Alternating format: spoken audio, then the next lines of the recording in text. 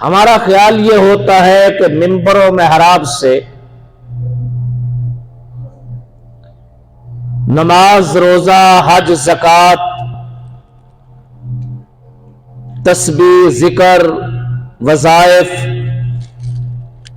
تلاوت، اس قسم کے احکام، مضامین تو بیان ہوں،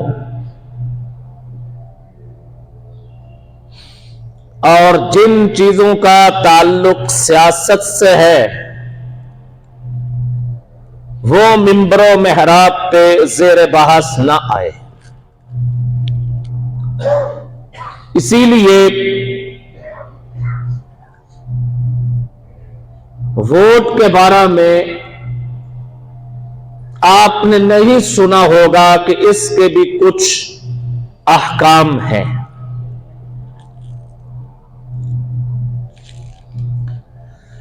آج کی گفتگو میں ہم سیاست سے بالا تر ہو کے کہ کل کلا حکومت کس کی بنے، کس کی بننی چاہیے، خود ووٹ کے بارے میں کچھ تفصیل عرض کرتے ہیں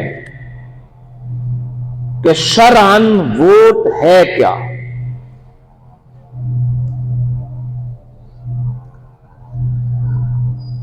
وطن عزیز پاکستان جن علماء پہ آج تک فخر کرتا آیا، ان میں ایک بہت بڑی علمی شخصیت گزری ہے، حضرت مولانا مفتی محمد شفیع رحمہ اللہ تعالی۔ یہ دارالعلوم دیوبند میں فتویٰ دیا کرتے تھے۔ جس وقت تقسیم ہند ہوئی تو وہاں سے ہجرت کر کے کراچی چلے آئے،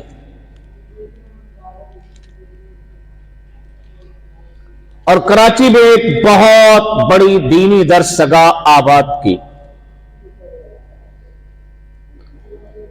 ان کے فتویٰ کو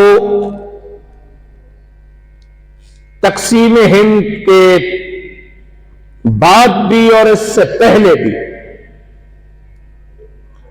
بڑی قدر و منزلت سے پڑھا اور سنا جاتا تھا۔ تو حضرت نے ایک ووٹ پر مقالہ لکھا کہ ووٹ کیا ہے۔ تو آپ کی پوری تحقیق کا خلاصہ یہ ہے کہ ووٹ کی 3 حیثیتیں ہیں۔ ایک حیثیت یہ ہے کہ یہ شہادت ہے، گواہی ہے، یہ گواہی ہے اور شہادت ہے اس بات کی کہ جس منصب کے لیے ایک بندہ اپنے آپ کو پیش کر رہا ہے کہ میں اس منصب کا اہل ہوں، تو ہم گواہ بن جاتے ہیں ووٹ دے کر کہ واقعی یہ اس کا اہل ہے۔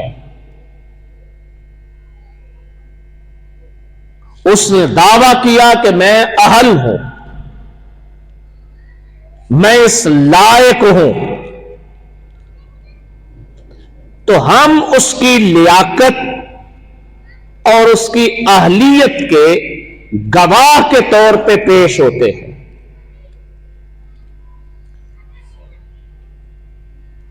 گواہی کے طور پہ ہم پیش ہوں گے، جی واقعی یہ اہل ہے، اس کو اس منصب پہ بٹھا دیا جائے، تو ہماری گواہی قبول کر کے اس کو منصب پہ بٹھایا جاتا ہے۔ تو ووٹ ایک شہادت اور گواہی ہے۔ جب یہ شہادت اور گواہی ہے تو پھر یہاں دو باتیں قابل غور ہیں. ایک بات یہ قابل غور ہے کہ گواہ کیا ہر کوئی بن سکتا ہے یا گواہ بننے کی بھی کچھ اہلیت ہوتی ہے. ہمارے ہاں جس طرح 21 سال عمر اہلیت کی عمر ہے، کیا عمر ہی کافی ہے یا اس کے لیے جس فن کے اندر گواہی دے دی ہے اس فن کی کچھ سوجھ بوجھ بھی کافی؟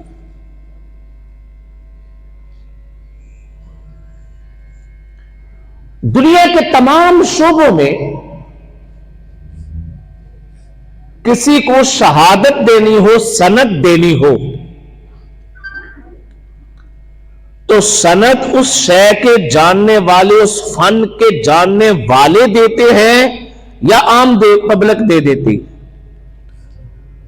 مثلا ایک آدمی کہتا ہے میرے پاس سند ہے کہ میں ڈاکٹر ہوں، میرے پاس سند ہے کہ میں ڈاکٹر ہوں. آپ کو ڈاکٹری کی سند کس نے دی ہے؟ ریڑھی چلانے والے نے، ڈرائیور نے. آپ ڈاکٹر ہیں، آپ کو ڈاکٹر ہونے کی سند کسی منبر کے خطیب نے دی ہے؟ نہیں. آپ ڈاکٹر ہیں اور وہ یہ کہے کہ کاموں کی کہ تمام علماء نے مجھے سند دی ہے کہ میں ڈاکٹر ہوں، گواہی قابل قبول ہوگی؟ جی نہیں. کس کی گواہی قابل قبول ہوگی؟ جو اس لائن کو جانتا ہے،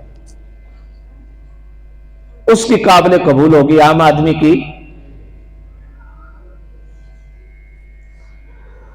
تو ہمارے یہاں جو ووٹ کا سسٹم رائج ہے تو ووٹ گواہی ہے، اور گواہی دینے کے لیے گواہ کا اہل ہونا ضروری ہے کہ وہ اہل تو ہو. اس بیچارے کو خبر ہی نہیں کہ معاملات کیا ہو، ہم اس کی گواہی جمع کرتے ہیں. تو ووٹ کی ایک حیثیت گواہ ہونے کی ہے. تو گواہ بننے کے لیے اہلیت ضروری ہے. جو بندہ کسی کو گواہی دے رہا ہے، شہادت دے رہا ہے، تو ہر کس و ناکس کی گواہی بھی قابل قبول نہیں. اور اگر ایک آدمی جس عہدے کا دعوے دار ہے وہ اس کا لائق ہی نہیں، اس کا اہل ہی نہیں، اگرچہ ہم گواہی دے بھی دیں پھر بھی گواہی قابل قبول نہیں ہونی چاہیے. کوئی چھوٹی سی مثال دوں. ایک آدمی نہ قرآن پاک پڑھا ہوا ہے، نہ حدیث پڑھا ہوا ہے، نہ عربی کی کچھ سمجھ بوجھ رکھا ہے، نہ دینی کتابیں پڑھا ہوا ہے. وہ آ کے آپ کو کہتا ہے کہ میں خواہش رکھتا ہوں کہ میں مرکزی جامع مسجد کاموں کی کا خطیب لگ جاؤں، یہ عہدہ مجھے مل جائے. بہت اچھا آدمی ہوگا، بہت نیک ہوگا، ہم سب سے نیک ہوگا، لیکن اور آپ سے کہے کہ آپ میرے گواہ کھڑے ہو جاؤ، آپ سارے بطور گواہ کھڑے بھی ہو جائیں، تو کیا اہلیت پیدا ہو جائے گی اس میں؟ جی. تو ووٹ کی ایک حیثیت کیا ہے کہ ووٹ گواہی ہے، شہادت ہے. تو اس کے لیے احکام گواہ کے کہ گواہ اہل ہو، اور جو بندہ دعوے دار ہے اس کی اہلیت بھی نظر آئے کہ واقعی وہ ہے بھی کہ نہیں اس لائق. اور اگر وہ اہل نہیں، ہم نے گواہی دے دی تو یہ گواہی سچی ہوگی کہ جھوٹی ہوگی؟ جی جھوٹی۔ میں ایک مثال، ہمارے ہاں مدارس میں، اسکولوں میں بھی، مدارس میں بھی ایک سند لینے کا سلسلہ ہے۔ سند، آپ میں سے کچھ ہو سکتا ہے اسکول ٹیچر بھی ہو۔ کوئی بچہ آ جائے، اس نے اسکول ایک دن بھی نہیں پڑھا، کوئی کلاس پاس ہی نہیں کی، ہیڈ ماسٹر صاحب کے پاس آ جائے جی سے آپ مڈل کا سرٹیفکیٹ دے دیں یا میٹرک کی سند جاری کر دیں۔ اب یہ سند ہوتی ہے شہادت، گواہی اس بات کی کہ اس بچے نے یہ کلاسیں پاس کر کے اس درجے تک پہنچا ہے اور یہ اس نے پڑھا ہے۔ وہ دستخط اس بات کے ہوتے ہیں کہ میں گواہی دیتا ہوں کہ اس نے یہ سب کچھ کیا ہے۔ سند گواہی کا نام ہے نا، اور کس چیز کا نام ہے؟ اچھا سند تو ہو، دستخط کوئی نہ ہو، قابل قبول ہے؟ چل جاتی ہے؟ جی نہیں چلتی۔ اس کا مطلب ہے خود سند بھی کوئی چیز نہیں، اصل چیز کیا ہے؟ دستخط۔ یہ دستخط ہی تو گواہی ہے۔ اب یہ گواہی اگر کوئی بچہ بالکل نہیں پڑھا ہوا، ہم دستخط کر دیں تو گواہی سچی ہوئی کہ جھوٹی ہوئی؟ جی ہمارے پاس بھی بعض اوقات مدارس میں آ جاتے ہیں، مولانا صاحب حفظ کی سند بنا دیں۔ بھئی بچہ حافظ ہے، ہمارے پاس تو نہیں پڑھا، لیکن ہم اس کا ٹیسٹ لیں گے، امتحان لیں گے، حافظ ہے۔ پہلی تو بات یہ کہ ہم اس سے سارا سنیں، سارا نہیں سن سکتے، ٹیسٹ لے لیں گے، ہم اپنی تسلی کریں گے یہ حافظ قرآن ہے۔ جی نہیں وہ پڑھا ہوا تو کوئی نہیں، لیکن بڑی بڑی صورتیں یاد کی ہیں، سورت الرحمن یاد کی ہے، یاسین یاد کی ہے، سورت ملک یاد کی ہے، کچھ آخری کی ہیں، بس اس کا آپ کیوں لینا چاہتے ہیں؟ جی اس کو نہ فلاں فلاں شعبے میں کچھ ریلیف مل جائے گا، سہولت مل جائے گی۔ اب اگر میں دستخط کر کے سند جاری کر دوں تو میرا دستخط وہ تو گواہی ہے، یہ گواہی سچی ہوگی کہ جھوٹی ہوگی؟ جی جھوٹی ہوگی۔ تو جھوٹی گواہی کچہری میں ہو تو ہم برا سمجھتے ہیں، جھوٹی گواہی کسی پریا پنچایت میں ہو تو ہم برا سمجھتے ہیں۔ تو جہاں بھی جھوٹی گواہی ہوگی وہ بری ہے۔ تو ووٹ میں اگر ہم کسی نااہل آدمی کے لیے ووٹ جاری کر دیں تو یہ گواہی سچی ہوگی کہ جھوٹی ہوگی؟ جھوٹی گواہی ہو گئی تو گناہگار ہو گئے۔ تو ووٹ ایک گواہی کا نام ہے، اس کے اوپر گواہی کے احکام لگتے ہیں، شہادت کے احکام جاری ہوتے ہیں، جو شریعت میں شہادت کے احکام ہیں۔ اور دوسرا حکم اس کا، یہ ایک امانت ہے، ووٹ ایک امانت۔ قرآن کریم نے ارشاد فرمایا ان اللہ یامرکم ان تؤدوا الامانات الی اہلها، تم امانت ان کے اہل کے سپرد کرو۔ یہ امانت کس لحاظ سے ہے کہ ایک شہر یا ایک ملک کے تمام باشندوں کے پاس ایک اختیار ہے، تمام باشندوں کے پاس ایک اختیار ہے کہ وہ اپنے ملک کے لیے کسی اہل آدمی کا چناؤ کریں، اور یہ اختیار اس اہل کا حق ہے، اس کی امانت ہے۔ میرے پاس اہل آدمی کی امانت ہے، جب بھی وہ مانگے گا میں اسے دوں گا، یہ امانت ہے اس اہل کی۔ تو امانت میں خیانت نہیں کرنی، चीज मेरी हो आप दूसरे को दे दे, ये इमानत में दयानत हुई कि खयानत हुई? जी खयानत हुई। तो ये राय का जो हक है ना, राय का हक, ये हक के राय, ये इमानत है। हक के राय इमानत है। जिस तरह माल की शक्ल में इमानत होती है, जागीर की शक्ल में, चीज की शक्ल में इमानत होती है, ऐसे तरह राय की शक्ल में भी एक इमानत होती है। तो ये राय, मेरी राय एक इमानत है, लेकिन किसकी इमानत है? इस मनसब के अहल की। इस मनसब का जो भी अहल होगा, उसका ताल्लुक मेरी जात, मेरी बरादरी से हो, तब उसकी इमानत है। उसका ताल्लुक मेरी बस्ती से हो, तब उसका हक है, इमानत उसका हक है।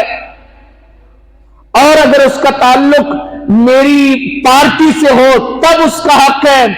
अगर उसका ताल्लुक मेरी बरादरी से नहीं, मेरे कुंबे कबीले से नहीं, मेरे शहर से नहीं, मेरी बस्ती से नहीं, मेरी पार्टी से नहीं, लेकिन है वो पूरा हकदार, मेरे धड़े से उसका ताल्लुक नहीं, लेकिन वो पूरा हकदार है, तो इमानत उसको देना मेरी जिम्मेदारी है कि मैंने इमानत हकदार के सुपुर्द कर।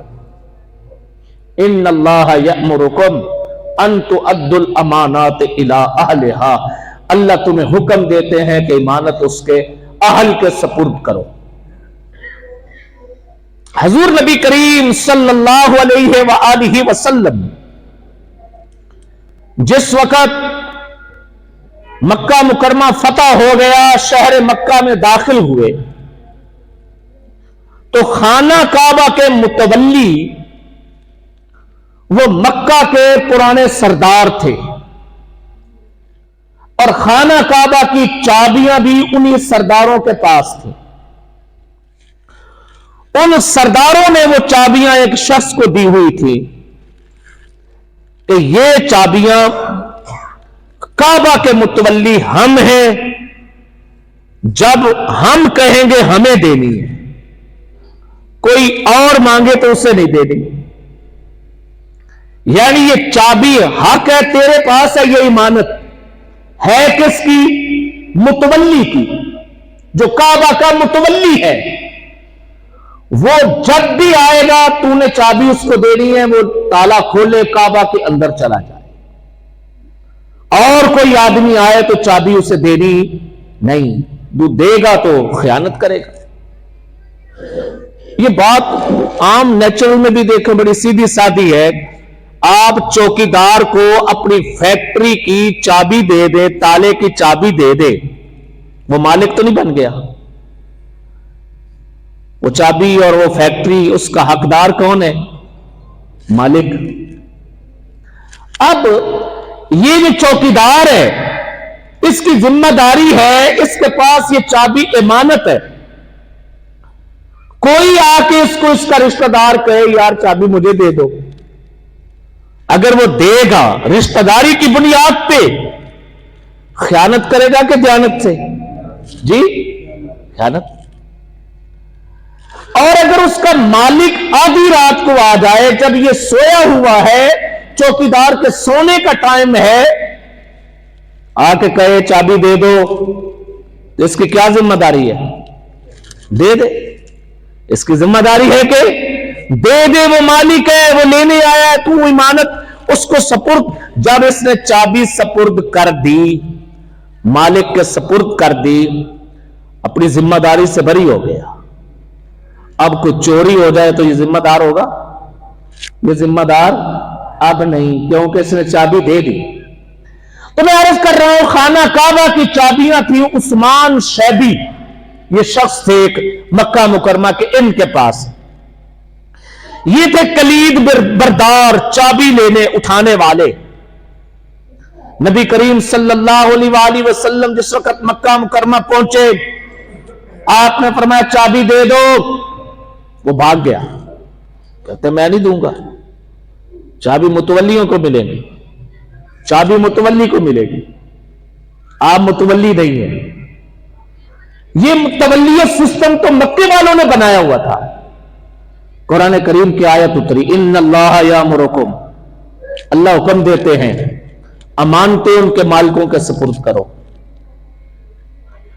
خانہ کعبہ کا حقیقی متولی وہ ہے انما یامر مساجد اللہ من آمن باللہ والیوم الآخر وَأَقَامَ الصَّلَاةَ وَآتَ الزَّكَاةَ وَلَمْ يَخْشَ إِلَّا اللَّهَ. تم کون ہوتے اب خود ساختہ متولی بننے کے؟ خانہ کعبہ کا متولی تو وہ ہے انما یامر مساجد اللہ من آمن باللہ، جو اللہ پہ ایمان رکھتا ہے، والیوم الآخر، قیامت پہ ایمان رکھتا ہے، وَأَقَامَ الصَّلَاةَ، نماز قائم کرتا ہے، وَآتَ الزَّكَاةَ، زکات ادا کرتا ہے، وَلَمْ يَخْشَ إِلَّا اللَّهَ، خدا کے سوا کسی سے ڈرتا نہیں ہے. یہ ہے متولی. جب یہ آیت نازل ہوئی تو آپ صلی اللہ علیہ وسلم نے فرمایا کہ متولی تو ہم ہیں، متولی تو ہم ہیں خانہ کعبہ کے، لہذا چابی ہمارے سپرد کر دو. وہ شخص حاضر ہوا، جب آیت سنی تو اس نے چابی دے دی. جی واقعی آپ حقدار ہیں، یہ امانت آپ کی تھی. تو میں عرض کر رہا ہوں ووٹ ایک امانت ہے. کس کی؟ اہل کی، حقدار کی. وہ کسی کنبے قبیلے سے ہو، وہ کسی برادری سے ہو، وہ کسی پارٹی سے ہو، اس کا حق ہے کہ اسے دیا جائے. ووٹ دھڑوں کا نہیں ہوتا، ووٹ برادریوں کا نہیں ہوتا، یہ اہلیت کا ہوتا ہے. کس میں اہلیت ہے؟ اور جس شخص میں اہلیت ہے وہ اس کا اظہار بھی کر سکتا ہے، جی میرے اندر ہے. عمومی طور پہ احکام شریعت یہ ہے کہ عہدے نہ مانگو. خلفائے راشدین میں سے کسی نے عہدہ نہیں مانگا. حضرت ابو بکر صدیق نے عہدہ نہیں مانگا، ان کو اس عہدے پہ بٹھایا گیا. حضرت عمر فاروق نے عہدہ نہیں مانگا، انہیں خلافت پہ فائز کیا گیا. حضرت عثمان غنی نے عہدہ نہیں مانگا، انہیں بٹھایا گیا. حضرت علی المرتضیٰ نے عہدہ نہیں مانگا، انہیں اہل حل و عقد نے مقرر کیا. اصل تو یہی ہے کہ عہدے خود مانگے نہ جائے، عہدوں کی بندر بانٹ خود کی نہ جائے، پیچھے بھاگا نہ جائے. لیکن قرآن کریم نے ایک اور بھی منظر بیان کیا ہے، وہ یہ حضرت یوسف علیہ الصلاۃ والتسلیم جب جیل سے رہا ہوئے حاکم وقت کے سامنے گئے، حاکم وقت نے اپنا خواب پیش کیا. حضرت یوسف علیہ السلام نے اس خواب کی تعبیر بتلائی اور بتلایا کہ تیرے ملک میں مالی بحران آئے گا، مالی بحران، قحط پڑے گا، قحط آنے سے مالی بحران، معیشت بیٹھ جائے گی، آمدن کے ذرائع سارے ختم ہوں گے. تیری خواب یہ ہے اور تعبیر اس کی یوں ہے. پھر تعبیر بتلائی، تعبیر کے ساتھ پھر تدبیر بتلائی. صرف تعبیر نہیں بلکہ تعبیر کے ساتھ ساتھ کیا بتلائی؟ تدبیر بھی بتلائی. تعبیر تو یہ ہے کہ یوں ہوگا. اچھا جی پھر کیا کریں؟ یوں ہوگا، بحران آ جائے گا، قحط پڑ جائے گا، غلے ختم ہوں گے، بارشیں رک جائیں گی. یہ تو ہوگا، جو کچھ جمع کیا سٹاک ختم ہوگا. یہ تعبیر ہے. کریں کیا؟ یہ تدبیر ہے. تو حضرت یوسف علیہ السلام نے تعبیر بھی بتلائی اور تدبیر بھی بتلا دی. تدبیر بتلا دی، حاکم وقت کو بتا دیا ایسے ایسے کرنا، اس طرح کرنا تو بحران پہ قابو پا سکتے ہو، بیٹھتی ہوئی معیشت کو سہارا دے سکتے ہو، سنبھال سکتے ہو. یوں کر لینا. گندم جب آئے، غلہ جب آئے تو انہیں بھوسوں کے اندر رکھنا، دانے باہر نہ نکالنا. آج بھی اس کے اوپر تحقیق ہوئی ہے اور ہو رہی ہے کہ حضرت یوسف علیہ الصلوۃ والتسلیم نے آج سے ہزاروں سال ایک زراعت کا، کسانوں کا مسئلہ تھا خالصتاً، جس کے اوپر ہمارا ایگریکلچر آج کل تحقیقیں کر رہا ہے کہ یہ ان کو کیڑا نہ لگے، خراب نہ ہو، گھن نہ لگے، پلا نہ لگے۔ حضرت یوسف علیہ السلام نے اتنا عرصہ پہلے فرمایا تھا کہ غلے کو اپنے بھوسے کے اندر رکھنا، دانوں کو باہر نہ نکالنا۔ حضرت کا فارمولہ آج اپنی صداقت منوا رہا ہے۔ یہ کیا تھی؟ تدبیر۔ جس وقت یہ سب کچھ ہو گیا تو حضرت یوسف علیہ السلام نے عہدے کی ڈیمانڈ کر دی۔ عہدے، بادشاہ نے کہا میں آپ کو اپنا قریبی رکھنا چاہتا ہوں، اپنی کابینہ میں شامل کرنا چاہتا ہوں۔ استخلصہ لنفسہ، اپنے لیے انہیں کہا کہ آپ میری کابینہ کے ہیں۔ تو حضرت یوسف علیہ الصلوۃ والتسلیم نے اس وقت عہدہ مانگا، فرمایا اجعلنی علی خزائن الارض، آپ زمین کے خزانوں کا، ملک کے خزانوں کا مجھے نگران بنا دیں۔ آج کل کے لفظوں میں یوں کہہ لیں وزیر خزانہ بنا دیں۔ اجعلنی علی خزائن الارض، وزیر خزانہ مجھے بنائیں۔ حضرت یوسف علیہ السلام نے یہ عہدہ خود مانگا اور اپنی اہلیت بیان کرتے ہوئے فرمایا انی حفیظ علیم، مجھے کیوں دیں گے؟ دو صفتیں اپنی بیان کی۔ قال اجعلنی علی خزائن الارض انی حفیظ علیم، اس لیے کہ میں حفیظ بھی ہوں اور علیم بھی ہوں۔ حفیظ کا مطلب ہے کہ اس مال کو سمیٹنا کیسے ہے، محفوظ کیسے کرنا ہے، بچانا کیسے ہے، اور علیم کا مطلب یہ ہے کہ میں اس فن کو بھی جانتا ہوں۔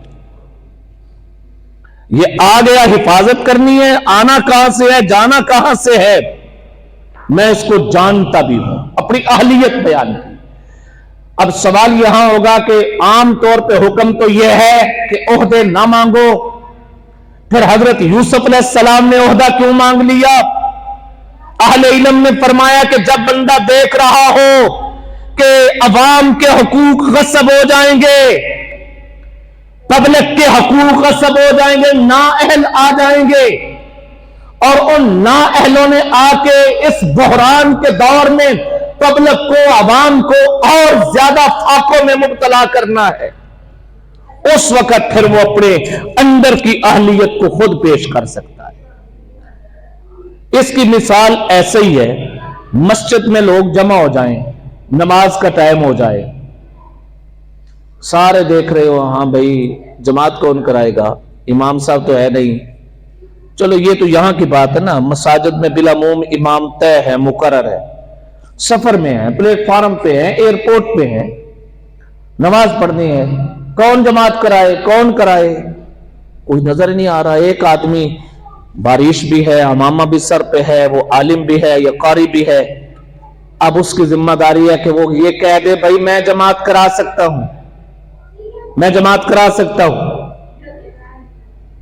تو اس طرح اپنے آپ کو حضرت یوسف علیہ السلام نے پیش کیا اور اپنی اہلیت پیش کی۔ تو میں نے آج کی پوری گفتگو میں ووٹ، پہلی بات کیا ہے شہادت، اور دوسری بات کیا کہی کہ یہ امانت ہے، اور تیسری اس کی حیثیت یہ ہے کہ یہ وکالت ہے۔ وکالت کیا ہے؟ حقوق مشترکہ۔ حقوق مشترکہ کا مطلب ہے وہ حق جو پورے کے پورے ملک کی عوام کے ہیں، اس حق میں سارے شریک ہیں، سارے ہی۔ مثال کے طور پہ سڑکیں بننی چاہیے، یہ میرا اکیلے کا فائدہ ہے یا سب کا ہے؟ جی سب کا فائدہ ہے۔ گیس سستی ہونی چاہیے، میرے اکیلے کا فائدہ ہے کہ سب کا؟ بجلی سستی ہونی چاہیے، میرے اکیلے کا فائدہ کہ سب کا؟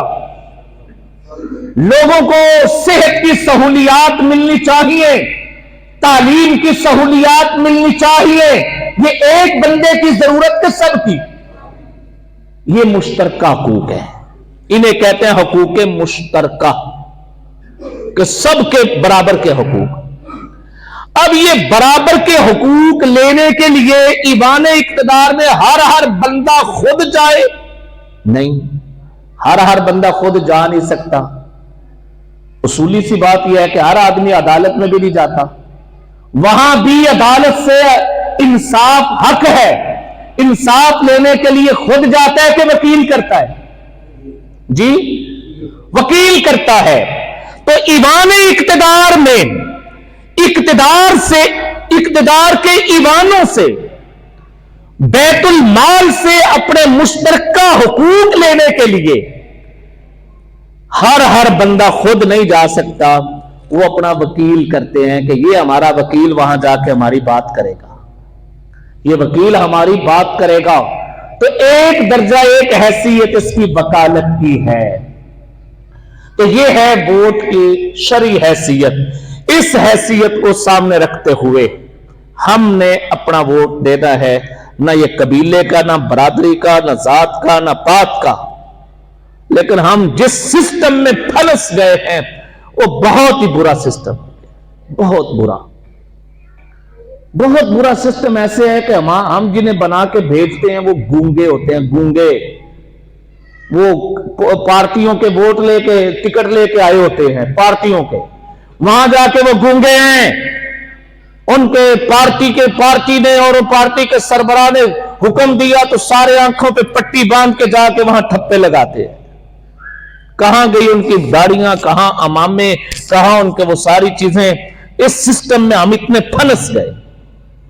بندہ بہت اچھا ہو، جس پارٹی کا ٹکٹ لے کے آیا ہے وہ پارٹی انتہائی کرپٹ ہو، اس کا ووٹ کیا کرے گا؟ اس کا ووٹ کیا کرے گا؟ بندہ بہت برا ہو، جس پارٹی کا ٹکٹ لے کے آیا ہے وہ پارٹی کا منشور بہت اچھا ہو۔ تو یہ جس بھنور میں ہم پھنسے ہوئے ہیں۔ اب آپ کہیں گے مولانا آپ نے یہ اتنی فکر مندی کی بات کی تو تدبیر بھی بتائیں نا، تدبیر بھی، جیسا کہ حضرت یوسف علیہ السلام نے تدبیر بھی بتلائی۔ تدبیر میں یہ نہیں بتانے لگا کہ فلاں کو ووٹ پہ آنا، میں بتلانا یہ چاہتا ہوں کہ ہماری ذمہ داری کیا ہے، ہماری کیا ہے۔ وہ ان کی ہے کہ وہ گونگے نہ بنے، وہ ان کی ہے کہ وہ اندھے نہ بنے، وہ بہرے نہ بنے، وہ لنجے لولے لنگڑے نہ بنے، وہ وہاں بولے، وہ وہاں جا کے عوام کے حقوق کی بات نہیں کرتے تو وہ وہاں پہ خائن ہے۔ آپ نے جس کو جا کے وکیل بنا کے بھیجا عدالت میں جائے، وہ مخالف پارٹی سے مل جائے تو وہ غدار ہے۔ آپ غدار نہیں۔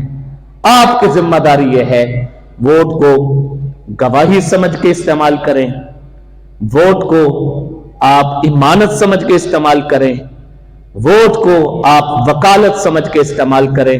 اللہ پاک ہمیں اس پہ بہتری کے فوائد نصیب فرمائے۔